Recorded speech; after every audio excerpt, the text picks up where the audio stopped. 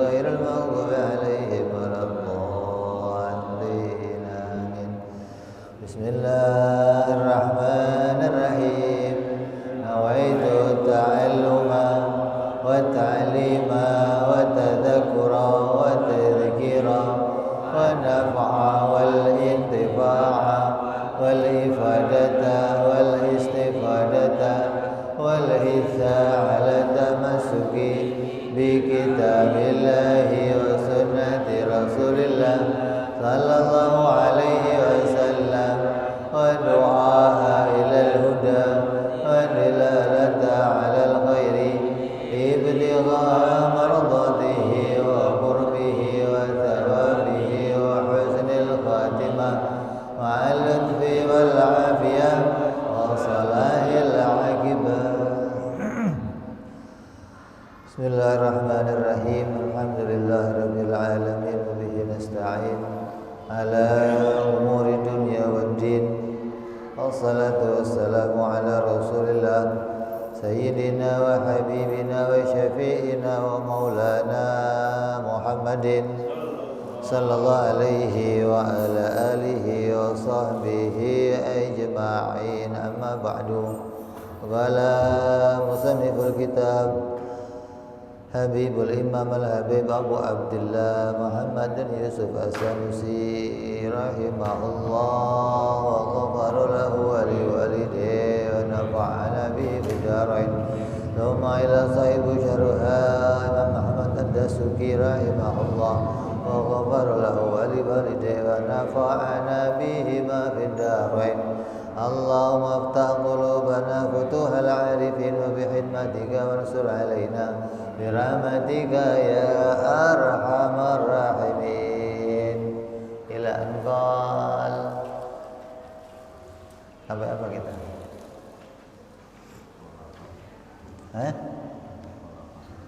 Mukhalafah. Halaman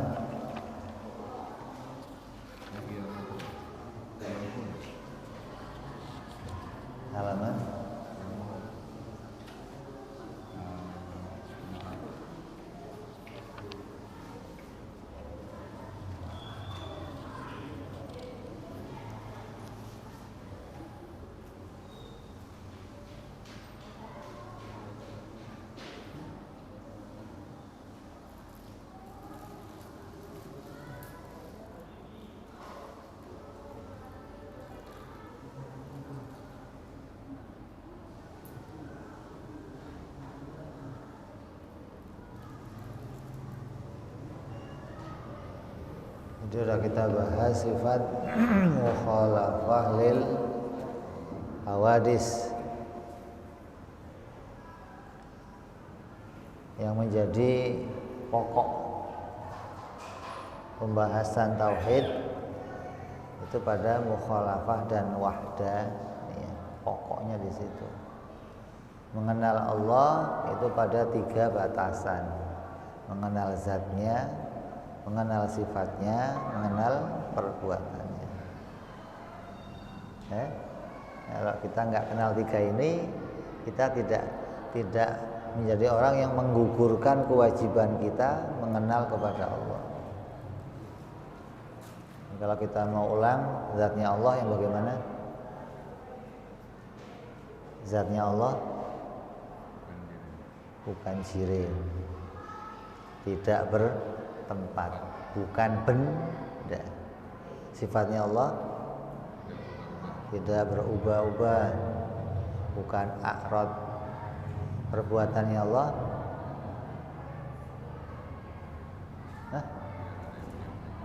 taksir. Itu dalam sebutnya. Nafinya apa? Tidak butuh alat. Terus tidak punya tujuan, tidak wajib dalam menciptakannya. Di dalam perbuatan kita harus tahu tiga sifat perbuatan pokok yang ada pada Allah. Nggak butuh alat, tidak punya tujuan, tidak wajib dalam menciptakannya. Itu yang harus kita ketahui, perbedaan fi'ilnya makhluk, perbuatannya makhluk dengan perbuatannya Allah. Kalau kita ngakuin Allah pada kita ini ada perbuatan, maka harus bisa memukhalafahkannya. Perbuatannya Allah bagaimana, perbuatan kita yang bagaimana. Jadi tiga ini jadi pokok.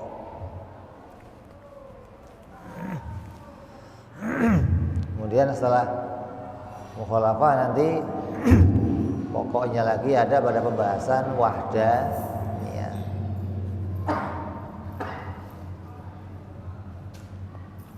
Kemudian setelah mukhalafah lil hawadis, kita bicara sifat yang berikutnya.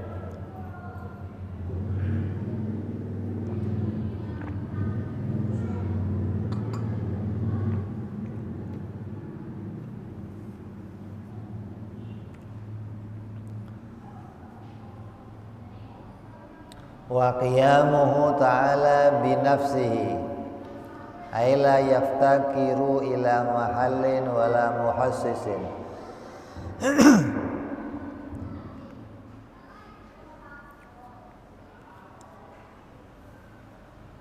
Wajib yang berikutnya bagi Allah adalah bersifat qiyamuhu binafsihi. Allah berdiri pada zatnya sendiri. Allah berdiri dengan zatnya sendiri.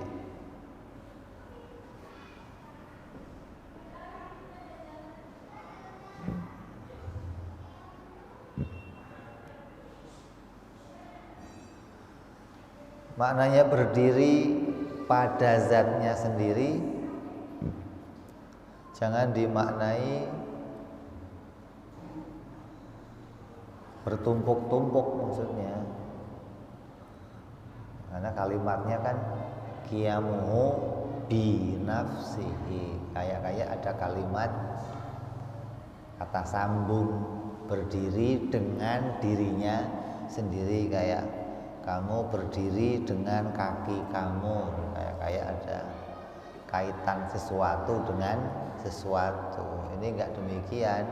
Ini hanya bahasa untuk menyampaikannya saja.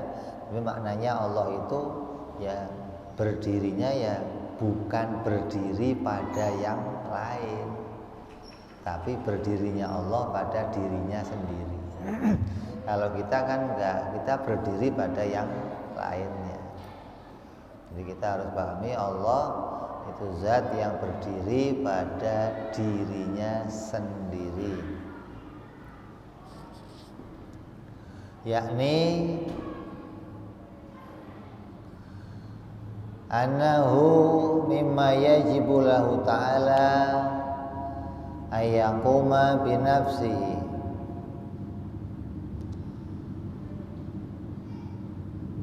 Maksudnya di antara sifat-sifat yang wajib bagi Allah adalah berdiri pada dirinya sendiri.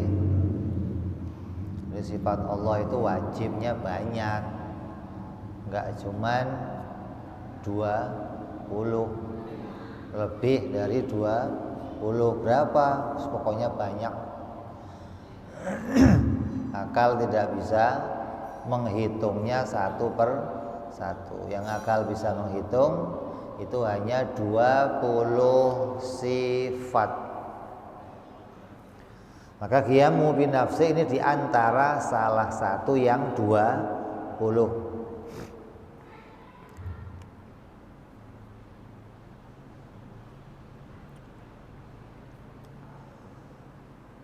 Ai bidzatihi, yang dimaksud berdiri pada dirinya sendiri maknanya berdiri pada zatnya Allah sendiri.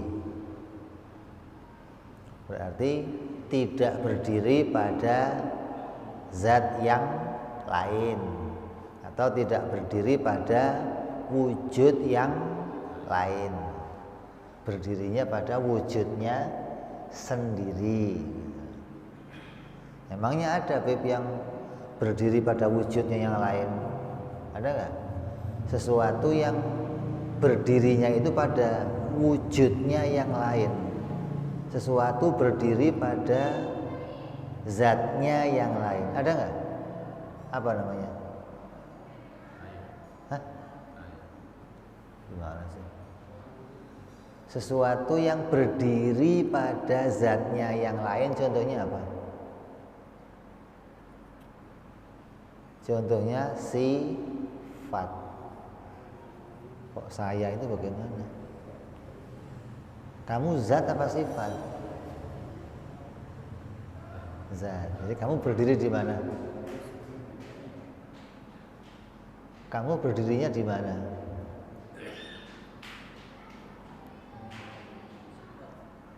Kamu berdirinya di mana?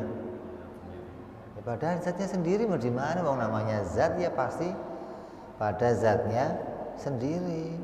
Allah zat, berarti Allah berdiri pada zatnya sendiri. Ini HP zat, maka dia berdiri pada dirinya sendiri. HP ini nggak butuh sama meja, nggak ada meja juga dia ada. Bukan seperti sifat, beda seperti sifat. Kalau sifat hitam ini tidak bisa berdiri sendiri, dia nempel pada zatnya yang lain. Kalau zatnya ini hilang, maka dia ikut hilang. Itu namanya sifat, berdiri pada wujud yang lain, tidak pada wujudnya sendiri. Mana? Hitam. Hitam ini ada apa enggak ada? Ada enggak? Ada. Terus dia di mana hitam ini? Pada zat yang lain. Kenapa kok dia enggak berdiri sendiri? Karena dia sifat, dia tidak bisa berdiri sendiri. Maka dia berdiri pada zatnya yang lain. Hijau berdiri pada tembok, putih berdiri pada peci. Ini semua sifat tidak bisa berdiri sendiri. Yang bisa berdiri sendiri adalah zat, benda kalau pada kita. Allah juga zat, tapi zatnya bukan benda. Makanya sudah bicara kemarin mukhalafah lil hawadis. Zatnya Allah bukan benda. Maka kita lanjut pada qiyamuhu binafsih. Kalau kamu nggak nyambung sifat yang kemarin, kamu nggak nyambung ini nanti. Jadi qiyamuhu binafsih mau bicara Allah itu zat, tapi zatnya Allah bukan benda. Jadi Allah itu zatnya yang enggak berdiri pada ruangannya, enggak. Kalau kita zat kita pada ruangan kita sendiri. Terus jadi selainnya sesuatu yang berdiri pada zat itu ada namanya sifat. Maka setiap sifat itu berdiri pada zat yang lain. Wa makna qiyami ta'ala binafsihi salbun iftiqarihi bi syai'in minal asya. Kemudian yang namanya makna qiyamu binafsih itu salbun iftiqar, mau menghilangkan, mau menafikan, mau membersihkan Allah dari beberapa kebutuhan. Qiyamu binafsih itu kalau diartikan Allah maha kaya. Allah maha kaya, Hayyul Qayyum, zat maha hidup dan maha kaya. Kaya itu artinya apa? Kaya itu artinya apa? Mencukupi itu.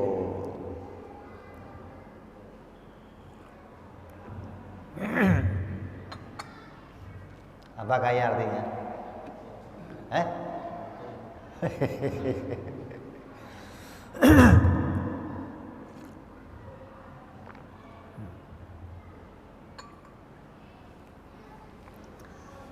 Kaya kalau pada kita itu kecukupan atau memiliki sesuatu. Kalau kaya pada Allah artinya enggak begitu. Kalau Allah itu kaya artinya Allah memiliki segala sesuatu. Nah pertanyaannya, sebelum Allah menciptakan segala sesuatu, Allah memiliki apa? Miskin dong. Allah punya apa? Ya nggak punya apa-apa, orang belum menciptakan apa-apa. Jadi kayanya Allah itu sejak sebelum alam ini diciptakan Allah sudah kaya, begitu loh. Nah, terus pengertian kaya bagi Allah maknanya apa? Maknanya Allah tidak butuh segala sesuatu. Itu namanya kaya. Gitu kan? Nah, kalau kaya pada Allah ini mau diletakkan pada kita, ya kita nggak ada kayanya. Kita hanya punya kaya pada satu perkara. Kita hanya punya nggak butuh pada satu perkara apa? Kita itu zat. Kalau kita disebut zat, berarti kita nggak butuh sama yang lain. Nah, qiyamuhu bin nafsi ini akan punya penafsiran. Akan ditafsiri dengan namanya salbiyah, salbun atau makna nafi, menafikan, menghilangkan, membuang sesuatu yang tidak layak disifatkan bagi Allah.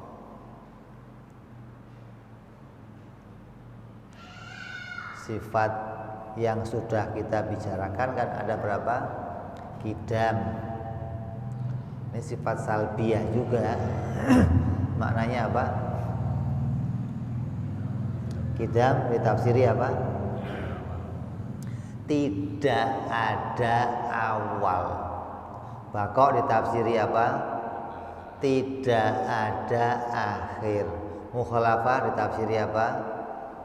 Tidak ada persamaan. Berarti ini tafsirannya tidak ya. Dan penafsiran ini cuma satu. Qidam ditafsiri dengan satu penafsiran, tidak ada awal. Baqo ditafsiri dengan satu penafsiran, tidak ada akhir. Mukhalafah ditafsiri dengan satu penafsiran, tidak ada persamaan. Qiyamu bin nafsi ditafsiri dengan dua penafsiran. Berapa? Dua. Kenapa kok nggak sama yang di atas? Yang di atas satu. Qiyamu bin nafsi ditafsiri dengan dua penafsiran. Apa yang pertama?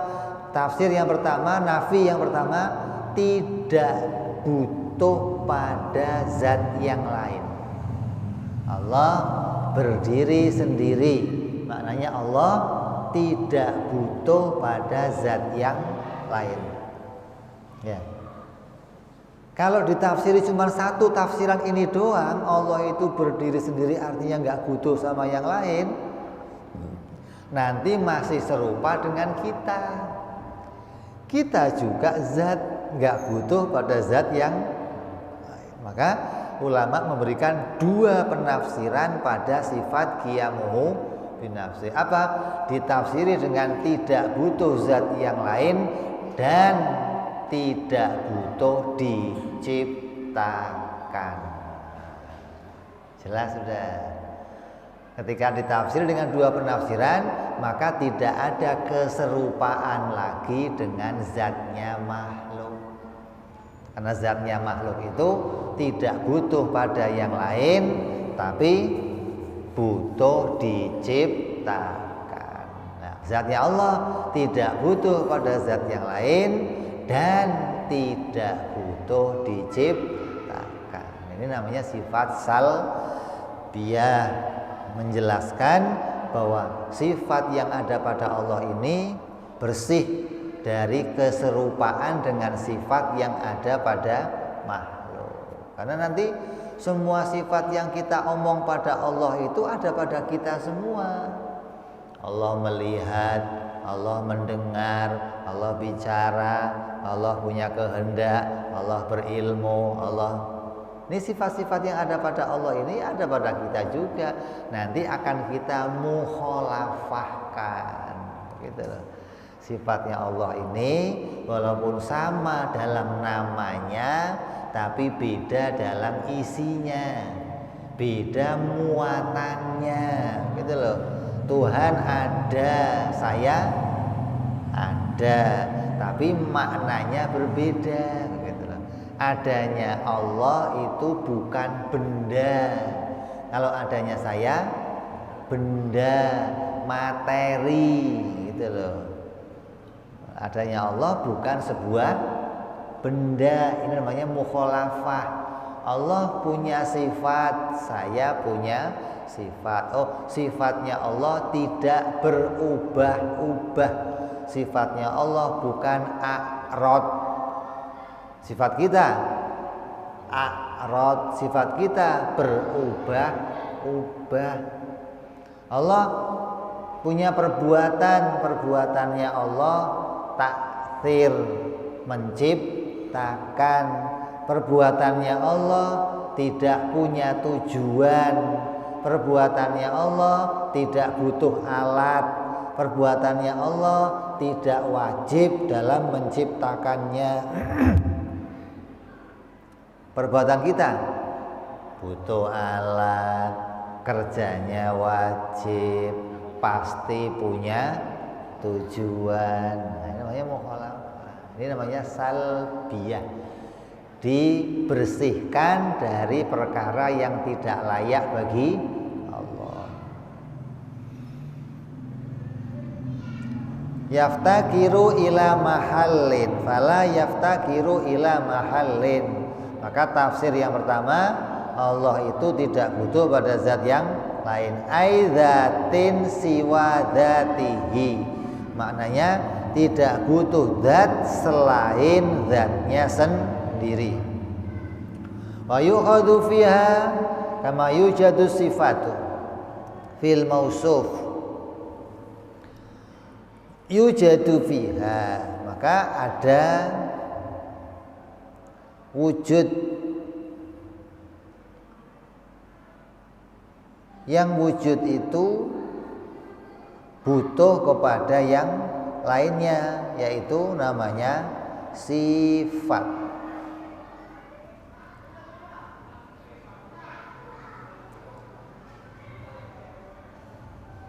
Wa huwa ta'ala li'anna dzalika la yakunu illa lisifati. Karena sesuatu yang butuh kepada zat yang lain itu tidak bisa terjadi kecuali pada sifat. Wa huwa ta'ala dzatu mausufin bisifati. Sedangkan Allah itu adalah zat yang dia harus mempunyai sifat. Kenapa sih kok Allah itu tidak mungkin disebut sifat? Karena Allah itu harus mempunyai sifat.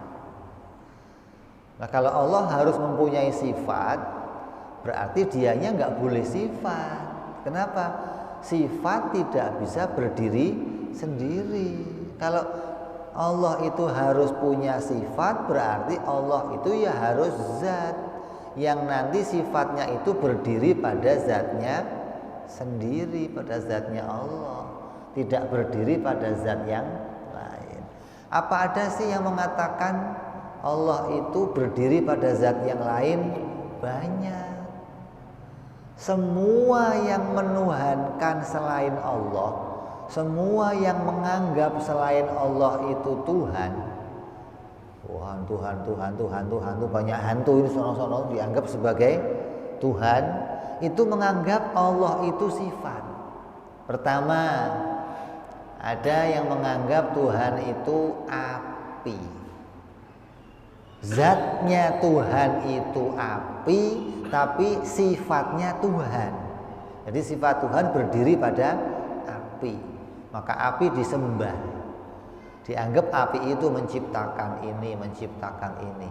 Jadi wujudnya makhluk tapi punya sifat Tuhan. Begitu datang banjir bandang, api mati, bingung loh. Tuhan mati. Nah, apinya mati, Tuhan mati, bingung dia. Berarti Tuhan sifatnya pindah. Kalau zatnya mati sifatnya pindah. Pindah lagi nanti ke patung-patung dianggap sebagai Tuhan. Pindah lagi ke matahari, pindah lagi. Sampai ada yang menganggap Tuhan itu sifat yang zatnya berdiri pada Yesus. Jadi kalau ditanya sama orang Nasrani, kamu siapa Yesus itu? Yesus itu Tuhan dalam bentuk jasad. Jadi jasadnya Tuhan, jasadnya itu Yesus, tapi sifatnya Tuhan. Gitu. Jadi dia bisa menghidupkan orang mati, dia bisa menjadikan segalanya apa yang dia mau. Kenapa? Walaupun bentuknya jasad, tapi sifatnya Tuhan. Nah ditanya nanti, bisa mati nggak dia? Nah, kalau bisa mati terus Tuhan kemana itu? Pindah lagi. Kalau jasad itu bisa hancur, ya, nah ya jasad kan bisa hancur, materi itu bisa hancur, sedangkan sifat Tuhan itu nggak bisa hancur. Kalau pas materinya hancur, terus sifat Tuhannya kemana itu? Pindah, ya kan? Nah, itulah anggapan yang menganggap Tuhan itu sifat, bisa pindah ke sini, bisa pindah ke sana, bisa. Lo kira jelangkung Tuhan, pindah ke sono kemari, Ini kita disuruh iman Allah itu qiyamuhu binafsihi. Allah tidak pernah mencelak-mencelok kemana-mana, enggak ada. Allah berdiri pada dirinya sendiri, pada zatnya sendiri, tidak nempel-nempel kemana-mana, enggak ada. Ini banyak orang-orang India apalagi ketika ditanya, kamu pegang apa itu bro? Saya pegang ini, gajah. Itu Tuhan? Bukan, tapi punya sifat Tuhan. Itu yang begitu cuman dia? Enggak, masih banyak. Monyetnya ada, macan ada, sapi ada, semuanya punya sifat Tuhan, gitu loh. Nanti semua pada menganggap kalau Tuhan itu bisa kemana-mana. Nah Tuhan itu dianggapnya apa? Kok keluyuran ke sono kemari, ini bagaimana? Sekarang kita bicara, kita luruskan. Kalau memang Tuhan itu sifat, ya Tuhan itu umpamanya sifat. Lah, terus berarti dia membutuhkan zat, karena sifat tidak bisa berdiri sendiri. Nah, kalau memang dia sifat, berarti dia sendiri yang menciptakan zat. Gitu. Aneh banget ada Tuhan. Tuhan menciptakan dirinya sendiri. Ini bagaimana sih pikirannya? Jadi nggak mungkin kalau Allah itu sifat. Karena kalau Allah itu sifat, maka otomatis ada sifat duluan, zatnya belakangan. Gimana sih? Itemnya muncul duluan, kotaknya belakangan, bisa? Ini tembok kamu cat, temboknya hijau duluan, terus temboknya belakangan, bisa? Putihnya muncul duluan, pecinya, bisa? Ini gimana sih pikirannya? Zat sama sifat itu tidak saling dulu-duluan. Bukan sifat dulu terus zat, atau zat dulu terus sifat, bukan. Dua ini tidak bisa dipisahkan. Kalau ada zat, pasti ada sifat. Kalau ada sifat, pasti ada zat. Ini dua perkara yang namanya lazim. Lazim itu dari dua arah bisa berkaitan. Sifat ya berkaitan sama zat, zat ya berkaitan sama sifat. Nggak saling dulu-duluan, nggak bisa zat nongol duluan baru sifatnya belakangan, ya nggak bisa. Atau apalagi sifatnya nongol duluan baru zatnya, ini super aneh lagi kalau ini. Jadi kita tidak mengimani Tuhan itu berdiri pada zat yang lain, tapi dia berdiri pada zatnya sendiri.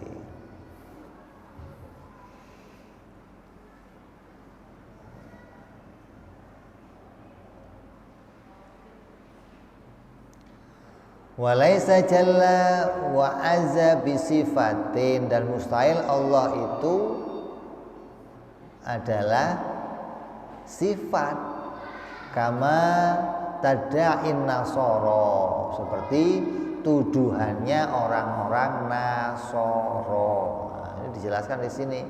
Waman fi ma'nahum, dan sekte-sekte yang sepaham dengan Nasoro min batiniyah, seperti sekte orang-orang batiniyah. Mereka ini sama ini, menganggap Tuhan itu adalah sifat.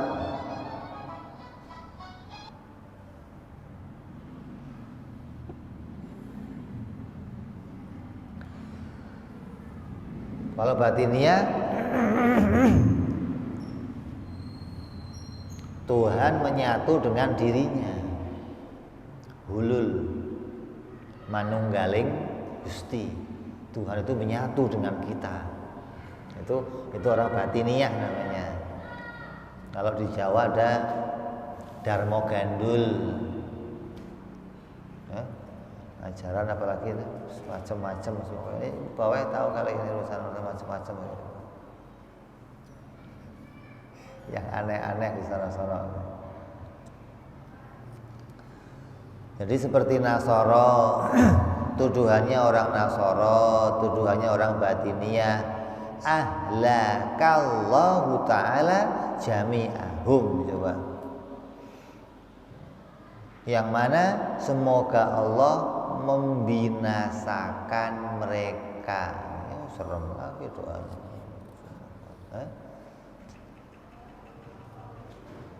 Artinya membinasakan paham-paham seperti mereka. Wasayati burhanu dzalika inda ta'arudina insyaallah taala lil barahin. Dan nanti di akhir kitab ini akan saya jelaskan tentang bagaimana dalil-dalil untuk membantah anggapan-anggapan itu.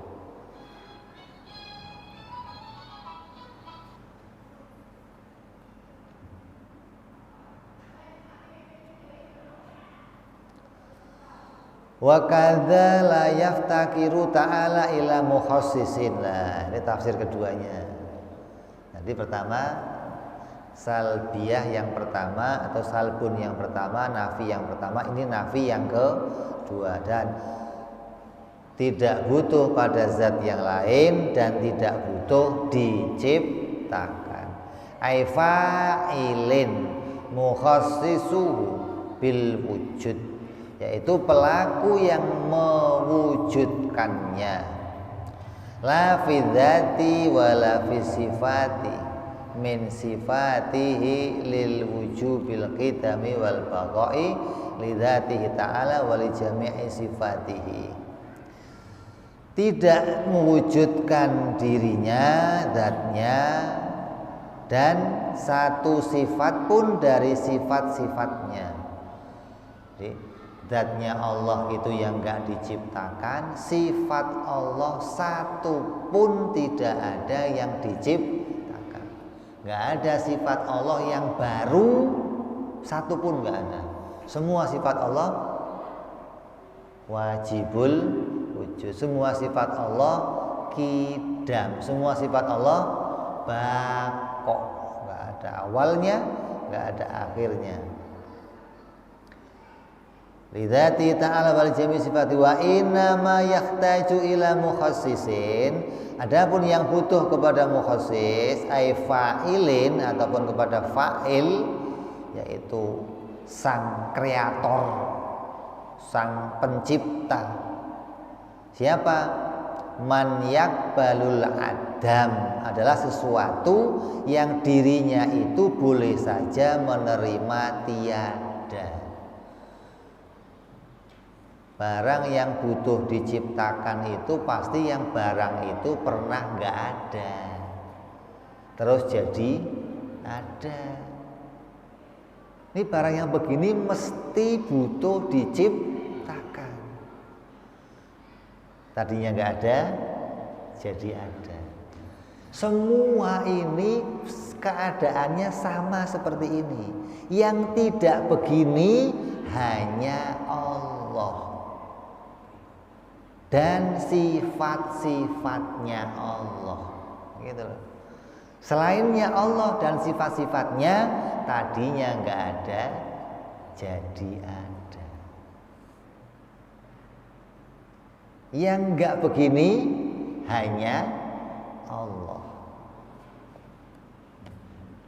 Jadi yang selainnya Allah pasti butuh pencipta. Yang nggak butuh pencipta siapa?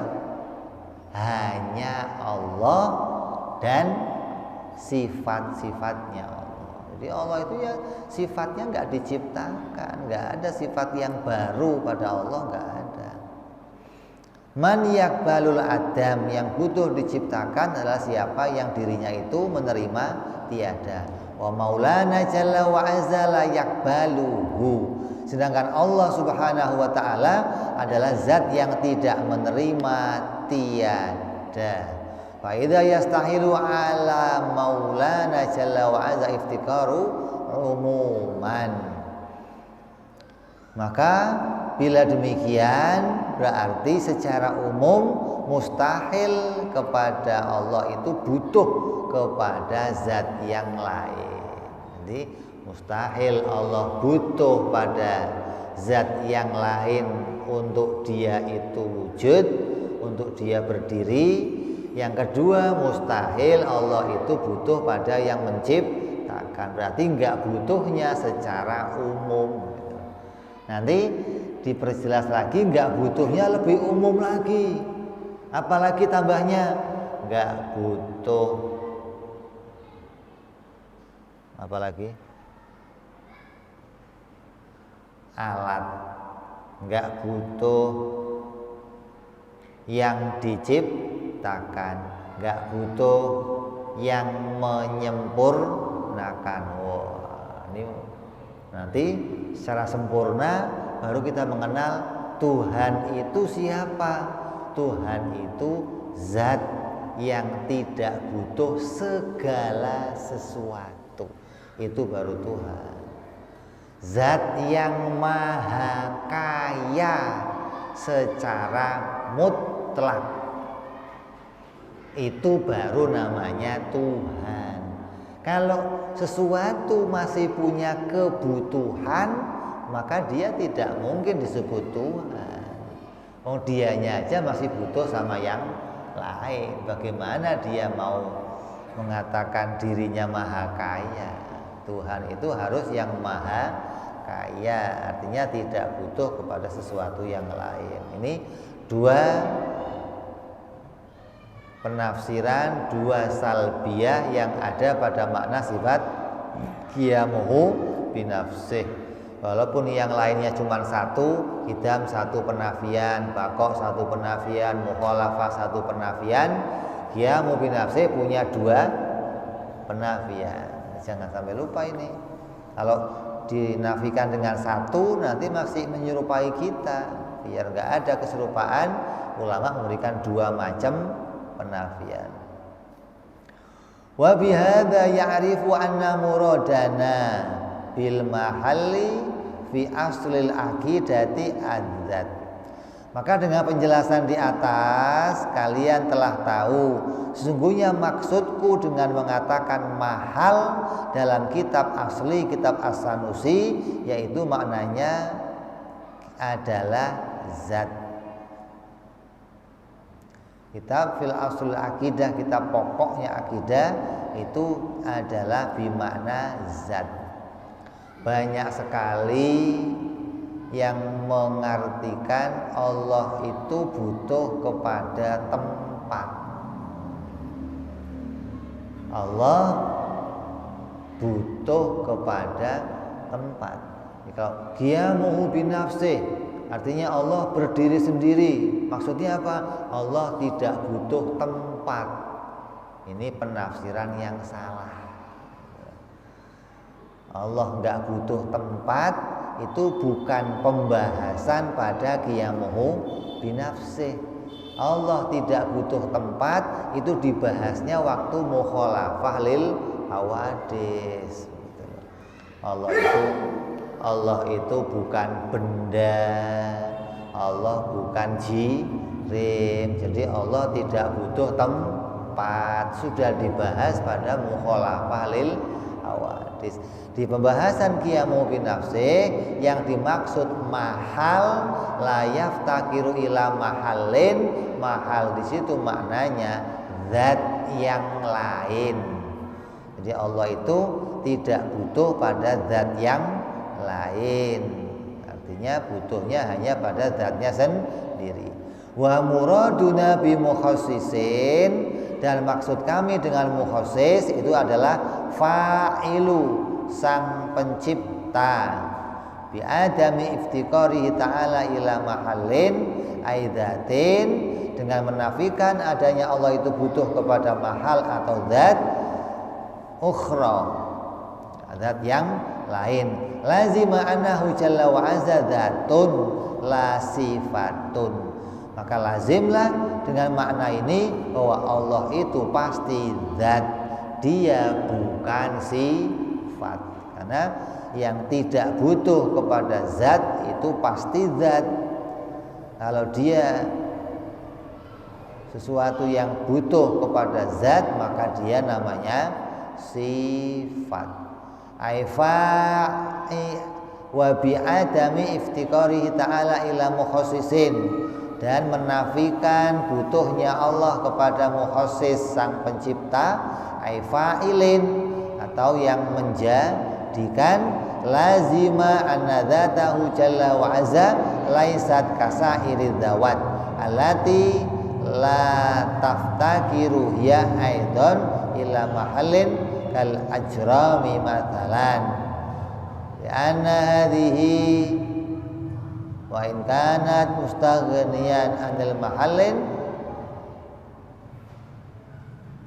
ay andatin dakumu biha qiyamas sifati bil mausuf fa ya muftakirun ibtada'a wa dawaman iftiqaruhu daruriyan laziman ila mukhassisin ay fa'ilin. Allah adalah zat yang tidak butuh kepada yang menciptakan. Lazima anna dzatahu ta'ala laisat kasairi dawat, maka zatnya Allah itu pasti tidak sama dengan semua zat yang lain. Zat yang lain itu zatnya siapa? Ya zatnya makhluk, zatnya benda, ini zat yang lain. Maka Allah tidak serupa dengan zat yang lain, karena zat yang lain pasti benda, pasti punya ruang, pasti punya isi. Allah zatnya bukan benda. Allati la taftakiru hiya aidon ila mahallin, dan Allah tidak butuh kepada zat yang lain. Kal ajrami mathalan, seperti jirim umpamanya. Li'anna hadhihi, karena sungguhnya jirim kanat mustaghniyatan anil mahallin, jirim itu juga tidak butuh kepada mahal. Jirim juga nggak butuh kepada mahal. Kenapa? Karena jirim itu juga zat. Maka maksudnya zat yang menjadi tempat eksistensinya, zat lain yang menjadi tempat eksistensinya. Kotak ini nggak butuh zat lain untuk dia ada, gitu loh. Kotak ini nggak butuh meja, kotak ini nggak butuh tangan saya, tetap ada dia. Nggak ada meja ya dia ada meja dia ada, tandanya dia juga nggak butuh pada zat yang lain gitu loh. Jangan diartikan oh kotak ini butuh sama meja, dia berdiri di atas meja, kalau nggak ada meja gimana? Ya dia hilang juga. Ya nggak bisa. Coba angkat mejanya. Ini ada dia, nggak ada urusan sama meja dia. Dia sama meja ini hanya tetanggaan. Tetanggaan. Kok tetangganya pindah boleh nggak? Boleh. Atau dianya yang pindah boleh nggak? Boleh, nggak ada urusan, cuma tetanggaan ini. Ya, jadi kalau diartikan cuman layak takiru ila mahalin, cuman itu doang, maka nanti masih sama dengan benda, karena yang namanya benda itu juga tidak butuh kepada zat yang lain.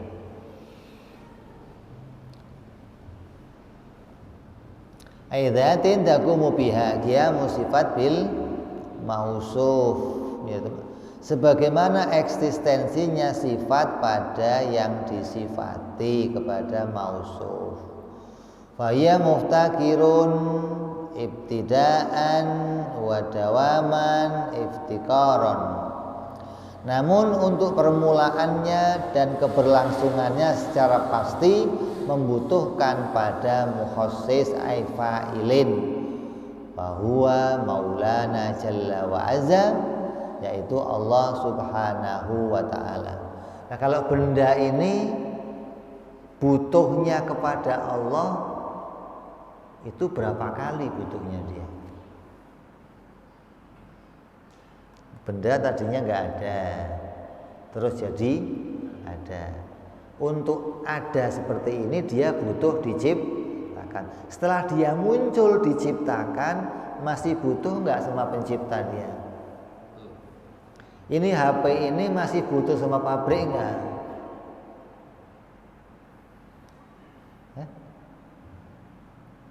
Motor yang kamu beli itu masih punya urusan sama orang Jepang nggak? Masih sering ke sana ketemuan gitu? Butuh. Yang memperbaiki orang Jepang. Jadi kebutuhannya nggak selesai gitu loh. Kita ini jangan dianggap setelah saya diciptakan oleh Allah, putus hubungan saya dengan Allah.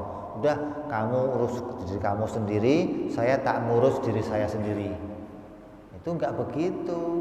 Kita ini diciptakan oleh Allah, nggak bisa nongol sendiri, nggak bisa.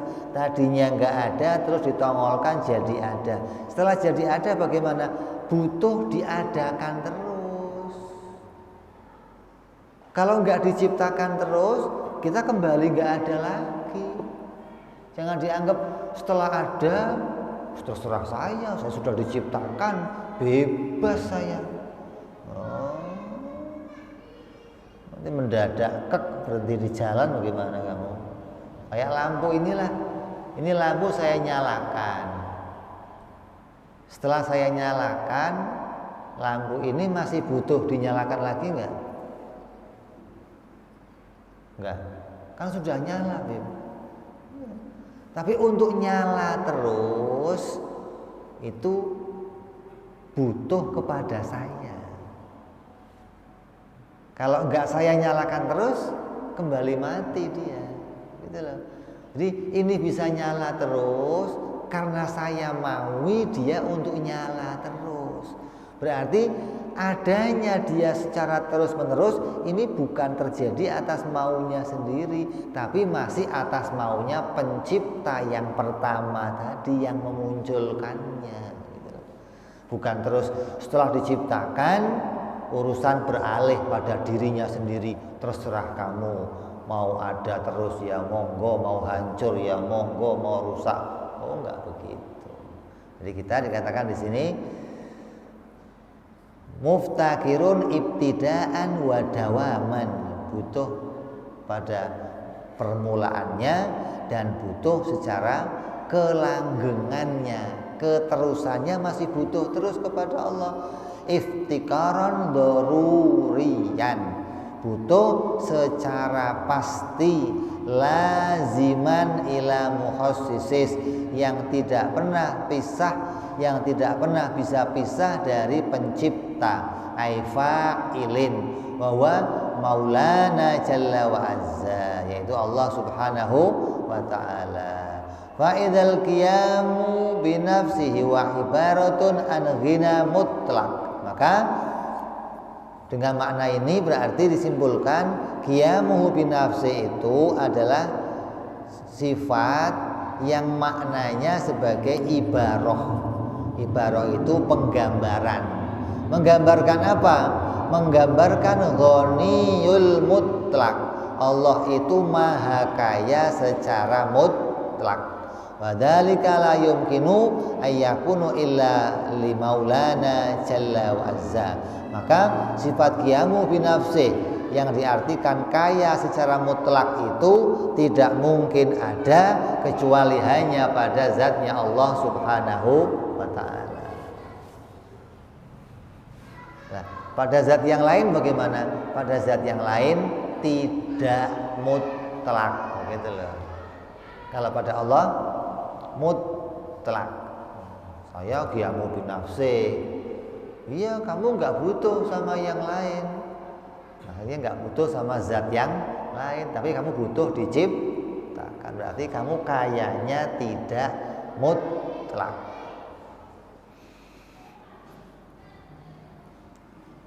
Qala jalla min qail, maha suci Allah, zat yang maha agung. Maka Allah berfirman, ya ayyuhan nasu antumul fuqara'u ilallahi wallahu wal ghaniyul hamid.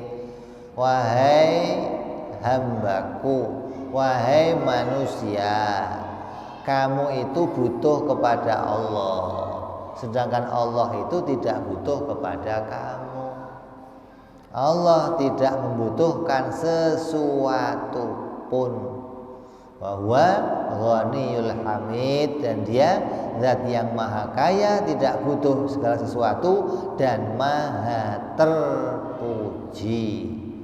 Qala Allah Ta'ala, Allah berfirman dalam ayat yang lainnya dalam surat Al-Ikhlas, Allahus Samad, lam yalid wa lam yulad wa lam yakul lahu kufuwan ahad.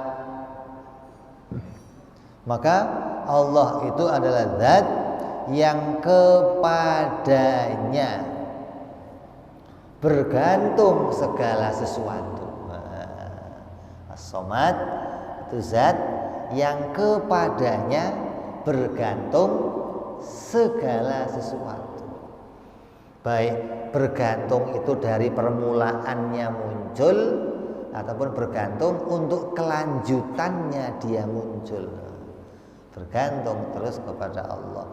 Dan Allah zat yang gak bergantung pada siapapun secara mutlak. Dia tidak membutuhkan anak, dan dia tidak diperanakkan, dan tidak ada seorang pun yang setara dengannya.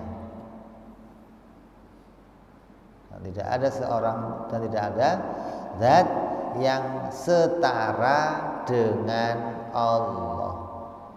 Artinya gak ada yang sama pada zatnya, gak ada yang sama pada sifatnya, dan gak ada yang sama dalam perbuatannya. Itulah maknanya laisa kamislihi syai'un, atau walam yakun lahu kufuwan ahad. Allah itu tidak ditemukan lagi zat yang begitu selainnya Allah, nggak ada. Jadi ini kita kembali kepada maknanya bahwa Allah itu tidak butuh kepada yang lain secara mutlak.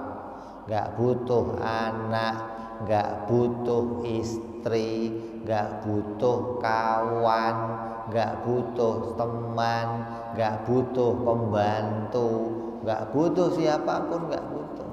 Jadi anggapan orang-orang di luar sono yang begini-begini itu keliru semua anggapannya. Maklum nggak ngaji kalah ya pantas. Kalau ngaji ya insya Allah nggak salah ya. Mudah-mudahan kita diluruskan paham kita oleh Allah Subhanahu wa taala jadi orang yang benar pahamnya, nggak salah seperti orang-orang yang disesatkan oleh Allah Subhanahu wa taala. Banyak orang Islam yang mengatakan Tuhan itu bisa aja bikin anak, banyak. Kayak Ibnu Hazm, seorang ulama namanya Ibnu Hazm, seorang ahli fikih, penulis kitab-kitab besar. Dalam salah satu kitabnya dia mendapat pertanyaan, apakah Tuhan Maha Kuasa menciptakan anak? Wow.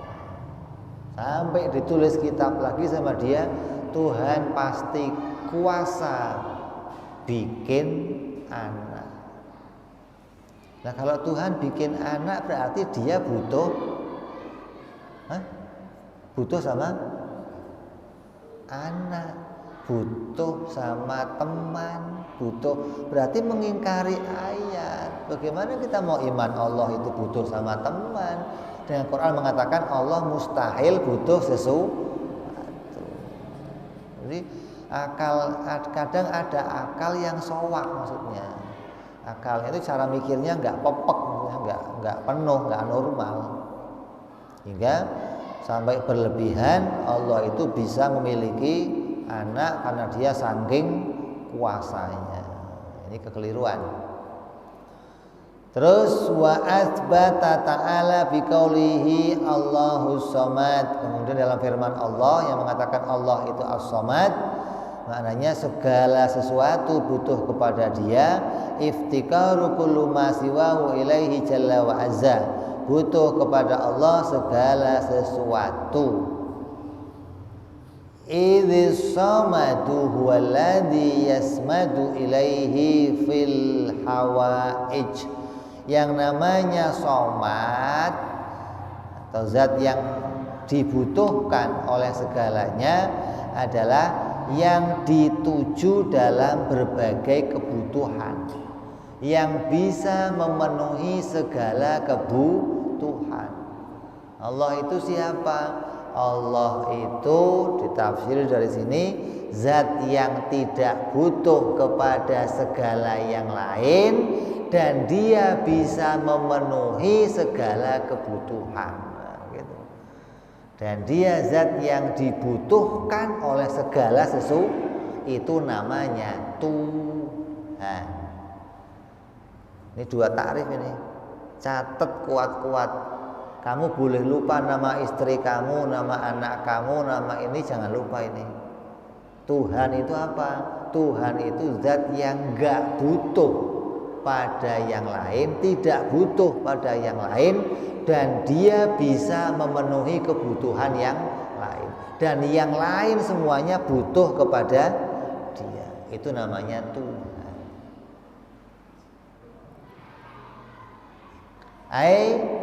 Yuksadu fiha, maksudnya menjadi rujukan segala kebutuhan semua makhluk. Wa minhu yus'alu, dan dari berbagai kebutuhan yang diminta oleh hambanya maka dia bisa mencukupinya. Wala syakka anna kullaman siwa ta'ala samitun. Tidak diragukan lagi bahwa sungguhnya setiap selain Allah itu zat yang butuh kepada Allah. Samitun lahu ay muftaqirun ilaihi ibtidaan wa dawaman. Butuh sejak permulaannya diciptakan dan butuh selanjutnya keberlanjutannya untuk terus diciptakan. Bilisani halihi au bilisani maqalihi au bihima ma'an, baik itu ucapannya atau dengan baik membutuhkan kepada Allah dengan kondisinya, ucapannya atau kedua-duanya secara bersamaan. Mau kamu akui pakai ucapan ya kamu butuh, mau kamu nggak akui pakai ucapan ya kamu butuh. Makhluk itu tidak bisa melepas butuhnya dari Allah, mau kamu akui ataupun tidak kamu akui.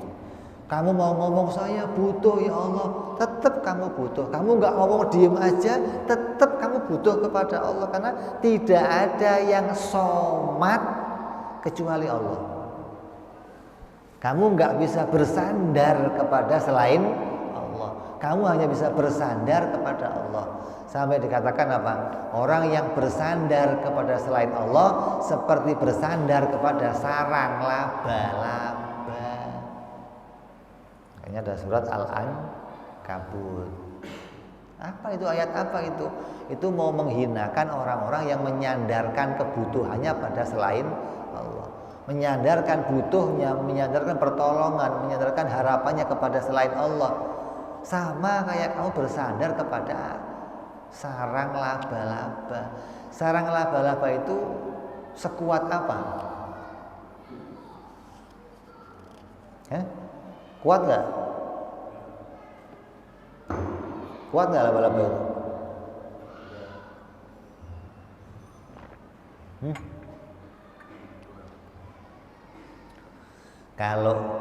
Kalau ukurannya kita, laba-laba itu kamu tiup juga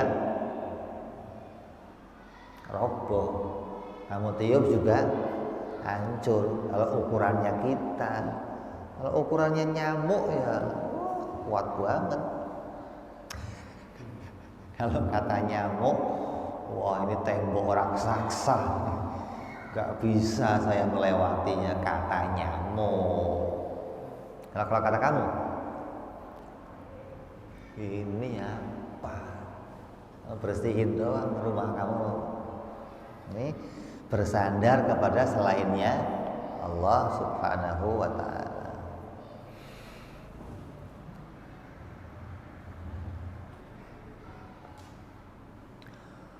Wa athbata ta'ala biqaulihi lam yalid wa lam yulad yujibu istighnaihi jalla wa azza anil mu'thirin wal athari. Maka dari kalimat ayat yang berbunyi lam yalid wa lam yulad, Allah itu tidak melahirkan dan tidak dilahirkan, itu menunjukkan makna bahwa Allah itu tidak butuh kepada pencipta dan kepada yang diciptakan.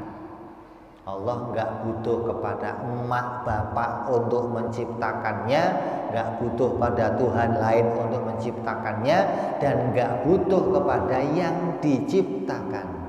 Nggak butuh anak, nggak butuh istri, nggak butuh apapun, nggak butuh nabi, nggak butuh malaikat, nggak butuh apapun yang diciptakan. Fala hajata lillahi ta'ala ila mu'thirin, maka tidak ada hajat kebutuhan kepada Allah kepada mu'thir yang menjadikan, wala illata liwujudihi jalla wa azza, dan Allah itu wujudnya bukan illat, bukan yang langsung menciptakan wujudnya makhluk.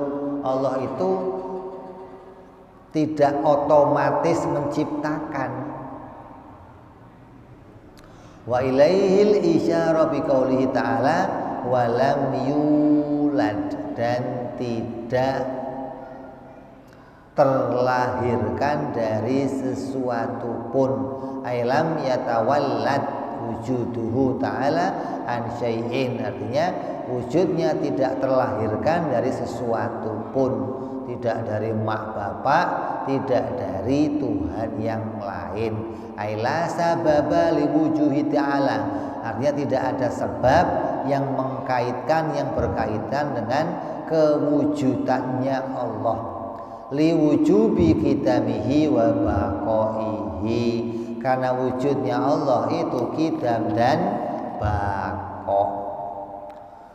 Wa kadzalika la hajata lahu ta'ala ila atharin, dan begitu pula Allah enggak butuh kepada athar yang diciptakan. wa huwa ma aujada ta'ala minal hawadithi, yaitu apa yang diciptakan oleh Allah dari perkara-perkara makhluk. Hawadis Allah tidak butuh semua yang diciptakannya itu. Wala gharadha lahu ta'ala, dan Allah tidak punya pula berbagai tujuan. Ini yang kita berikan ini.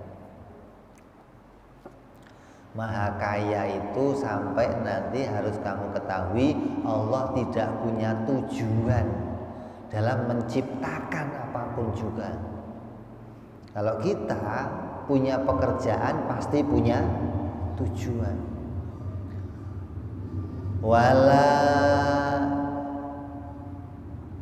gharadha lahu ta'ala fi syai'in minha, ta'ala anil aghradi, Allah maha suci dari tujuan wal aghrad, dan tujuan-tujuan yang lainnya. Wala mu'inin, Allah tidak butuh kepada penolong, fi syai'in, pada sesuatu pun, minha, dari dirinya, dari tidak butuh sedikit pun, minha, dari para makhluknya. Bal huwa jalla wa azza, dan Allah lah zat yang maha suci dan maha mulia, fa'ilun, dialah pencipta, bimahdil ikhtiyar, atas kemauannya sendiri. Allah itu tidak menciptakan dengan elat, otomatis muncul yang lain karena Allah itu ada, tidak, tapi Allah bebas menciptakan. Kapan saja Allah mau menciptakan boleh, kapan tidak mau menciptakan boleh. Bukan wujudnya Allah ini ya otomatis menciptakan, itu namanya ilat. Allah tidak demikian. Ini banyak orang-orang yang pahamnya begini. Kayak apa contohnya? Tuhan itu, Allah itu ada. Buktinya apa? Alam ini ada. Kalau alamnya nggak ada, Tuhan juga nggak ada. Itu namanya ilat. Berarti adanya Tuhan digandengkan sama adanya makhluk. Nggak adanya Tuhan digandengkan sama nggak adanya makhluk. Artinya kalau makhluk nggak ada, Tuhan juga ini nggak ada hubungannya. Kalau begitu nanti Allah itu menciptakan makhluk dengan jalan ilat, otomatis dia ada, makhluk langsung otomatis ada. Enggak begitu. Tapi Allah menciptakan dengan pilihannya sendiri. Allah mau menciptakan boleh, tidak menciptakan juga boleh. Allah mau bikinnya sekarang, mau bikinnya besok, mau bikinnya lusa, terserah dia. Tidak ada yang bisa mengatur kapan dia akan menciptakan sesuatu. Bila wasitotin, dan juga tanpa perantara. Allah tidak menciptakan sesuatu pakai perantara. Wala mu'alijatin, dan Allah tidak menciptakan sesuatu dengan mu'alijah. Mu'alijah itu apa? Mu'alijah itu kasab. Mu'alijah itu dengan pergerakan tubuh, dengan anggota tubuh. Allah kalau mau bikin gempa bumi digerak-gerakkan begitu. Nah, itu namanya mu'alijah. Allah nggak begitu kalau bikin. Allah tidak butuh perantara, dan Allah juga tidak butuh sebuah aktivitas dari dirinya.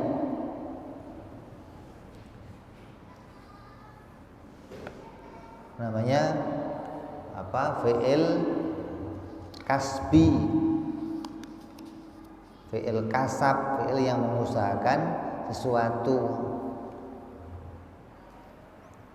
Allah tidak butuh perantara.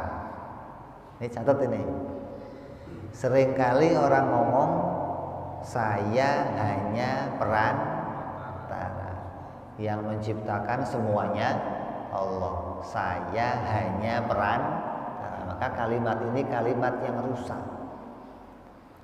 Pendapatnya orang Mu'tazilah, Allah itu kerjanya bisa menciptakan sesuatu secara langsung, bisa juga Allah itu pakai perantara. Itu Mu'tazilah. Ini pahami nih.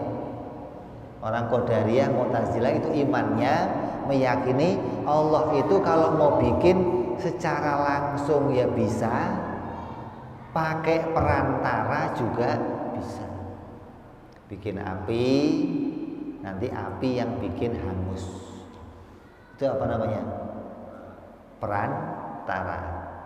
Bikin obat, obat yang bikin namanya apa itu? Perantara. Allah mustahil gitu. Allah tidak bisa bikin pakai perantara. Itu ahli sunnah begitu. Mustahil. Tuhan mustahil Allah menjadikan perantara. Mustahil. Kalau kita kan Mu'tazilah kan enggak bisa bikin langsung, bisa bikin pakai perantara. Kalau kita enggak, mustahil Allah bikin sesuatu pakai perantara.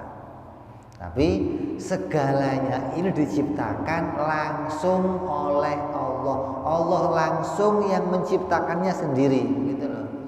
Adapun yang diciptakannya boleh saja bergandengan dengan sesuatu, boleh saja tidak bergandengan dengan sesuatu. Beda ini. Ahli sunnah yang boleh bagi Allah itu hanya bergandengan, bukan jadi menciptakan peran. Pergandengan contohnya kayak apa? Allah bikin api, ketika api itu ditempelkan dengan sesuatu, Allah bikin pula terbakar.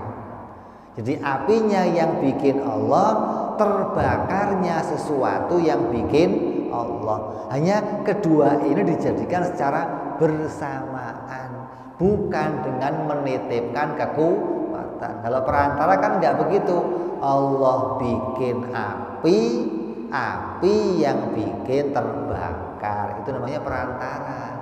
Setelah Allah bikin api, Allah istirahat. Selanjutnya tugasnya api, gitu. Ya kan? Kalau kita nggak begitu, Allah bikin api, ketika api ini nempel sesuatu, Allah juga yang bikin terbakar. Jadi yang menjadikannya semuanya Allah. Apinya dibikin Allah, terbakarnya juga dibikin Allah. Jadi Allah tidak butuh perantara. Wala mu'alijatin wala illatin ilaihi la isyaratu biqauli ta'ala lam yalid. Itu diambil dari kalimat lam yalid. Allah tidak butuh kepada yang diciptakan. Walam yatawallad wujudu syai' an dzatihil aliyah bi ayyakuna ba'dhan minhu aw nashi'an anhu min ghairihi qasdin aw nashi'an anhu ta'ala bi isti'anatin mimman yuzawijuhu ala dzatika ala dzalika aw sammal gharadu yahmilu ala dzalika kama huwa syai'un az-zawjain wa nahwihima binisbati liwaladi wa nahwihi fi jami'i ma dzukira. Kita jelaskan nanti, ini penting pada perjumpaan yang akan datang insyaallah. Wallahu alam bis-shawab wa ila hadratin nabi al-fatihah. A'udzu billahi minasyaitonir rajim. Bismillahirrahmanirrahim. Alhamdulillahirabbil alamin arrahmanir rahim maliki yaumiddin. Iyyaka na'budu wa iyyaka nasta'in ihdinas siratal mustaqim siratal ladzina an'amta 'alaihim ghairil maghdubi 'alaihim waladdallin. يا ربنا اعترفنا بأننا اقترفنا وأننا أسرفنا على لظى أشرفنا فتب علينا توبة تغسل كل حوبة واستر لنا عوراتي وآمن روعتي واغفر لوالدينا ربي ومولودنا والأهل والإخوان وسائر الهلان وكل ذي محبة أو جيرة أو صحبة والمسلمين أجمع آمين ربي اسمع فضلا وجودا منا لا باكتساب منا بالمصطفى رسولي نضى بكل سولي صلى وسلم ربي عليه عند الحب وآله وصحبه عداد طاس صحبي والحمد للإله بالبدء والتناهي سبحان ربك رب العزة عما يصفون وسلام على المرسلين والحمد لله رب العالمين. Assalamualaikum warahmatullahi wabarakatuh.